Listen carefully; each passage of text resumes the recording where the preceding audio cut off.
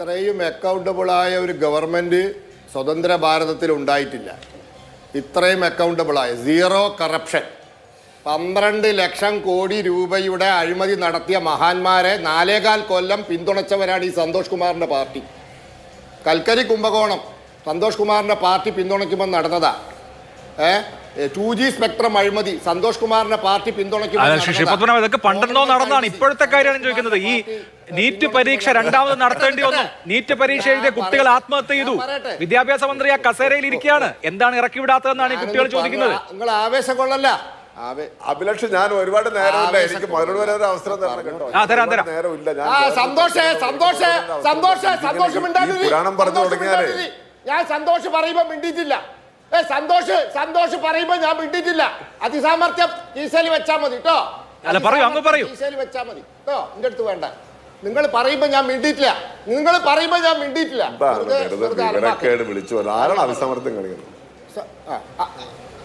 വിവരക്കേടാണ് CPI-നെ ഇക്കോലത്തിലാക്കിയത്. ഉപ്പ് വെച്ച കലം പോലെ. നമ്മുടെ വിഷയം അതൊന്നും അല്ല. എന്റെ ചോദ്യം സ്ട്രൈറ്റ് ആണ്. ശ്രീ പത്മനാഭൻ സ്ട്രൈറ്റ് ആണ്. ഞാൻ വരട്ടെ ഞാൻ പറയട്ടെ. ഈ അക്കൗണ്ടബിലിറ്റിനെ പറ്റി പറഞ്ഞപ്പോ ഞാൻ പറഞ്ഞു എന്നേ ഉള്ളൂ. ഇനി ഞാൻ കാര്യം പറയാം. സമരം ചെയ്തോളൂ. ആർക്കാ പ്രശ്നം? ഈ ധർമ്മേന്ദ്ര പ്രധാൻ അല്ല, പ്രധാനമന്ത്രി രാജിവെക്കണം എന്ന് പറഞ്ഞ് സമരം ചെയ്തോളൂ. ആർക്കാ പ്രശ്നം? ഇന്നലെ വരെ എന്തേ പ്രശ്നം ഉണ്ടായി? സോനം വാങ്ചുക്കിന് 20 ദിവസം അയാൾ നിരാഹാരം കിടന്നപ്പോൾ ആരോഗ്യസ്ഥിതി വഷളായി. ഡൽഹി ഹൈക്കോടതി പറഞ്ഞു ഈ എല്ലാവരും ജീവനും വിലയുണ്ട്. അപ്പോൾ അദ്ദേഹത്തെ ആശുപത്രിയിലേക്ക് മാറ്റി.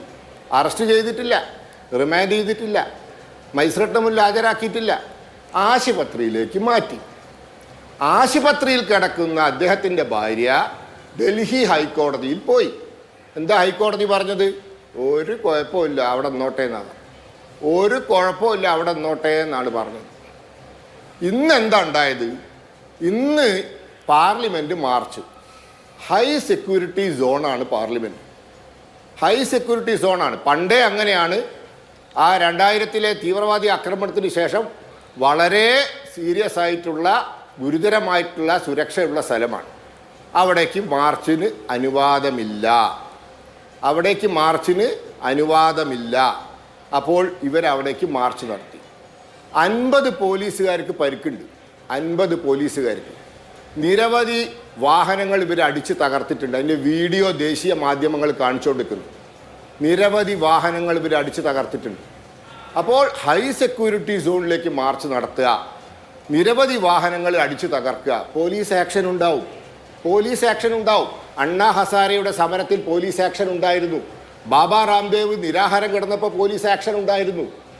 ആര് ഹൈ സെക്യൂരിറ്റി സോണിലേക്ക് മാർച്ച് നടത്തിയാലും ആര് അക്രമം കാണിച്ചാലും പോലീസ് ആക്ഷൻ ഉണ്ടാവും. കേരളത്തിൽ ED-യെ ആക്രമിച്ച ആൾക്കാർ ഇപ്പോഴും ജാമ്യത്തിലില്ല, ജയിലില്ല.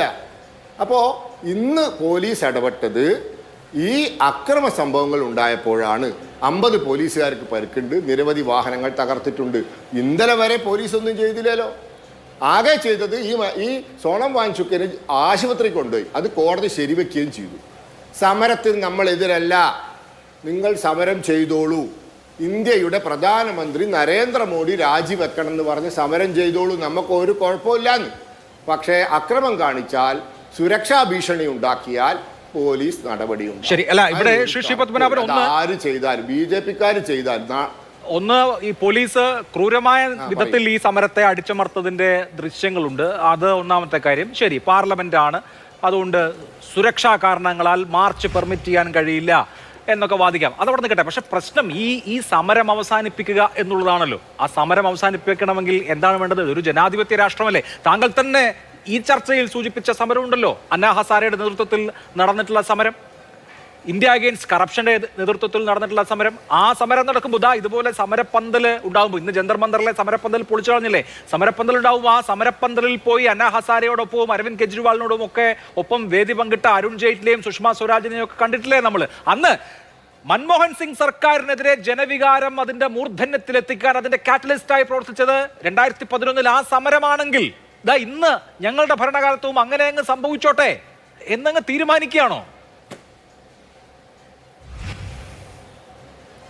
ഇന്ന് JP നഡ്ഡ ഇവരുമായി സംസാരിച്ചിട്ടുണ്ട്, ഇവർക്ക് പറയാനുള്ളത് കേട്ടിട്ടുണ്ട്, ഇവരുടെ മെമ്മോറാൻഡം വാങ്ങിയിട്ടുണ്ട്. ഞങ്ങൾ മുഖം തിരിഞ്ഞിട്ടൊന്നുമില്ല, അന്ന് ആരും പോയിട്ടില്ല. ഈ CPI-ക്കാർ 4.5 കൊല്ലം താങ്ങിയ കോൺഗ്രസ് ഗവൺമെൻറ് ഇപ്പോഴും CPI ആ മുന്നണിയിലാണ്, കോൺഗ്രസ്സുകാരൻ്റെ കൂടെയാണ്. മുന്നണിയിൽപ്പെട്ട ഒരു മന്ത്രിയും തിരിഞ്ഞു നോക്കിയിട്ടില്ല അണ്ണാ ഹസാരേനെ.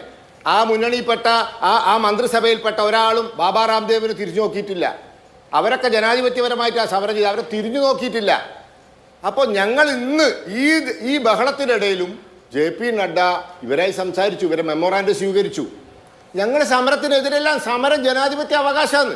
പക്ഷെ നിങ്ങൾ അക്രമ സമരം കാണിച്ചാൽ, നിങ്ങൾ പോലീസിനെ ആക്രമിച്ചാൽ, ഹൈ സെക്യൂരിറ്റി സോണിലേക്ക് വന്നാൽ, നിങ്ങളെ വാഹനങ്ങൾ തകർത്താൽ നടപടി ഉണ്ടാവുന്നു. അത് BJP ചെയ്താലും ഉണ്ടാവുന്നു.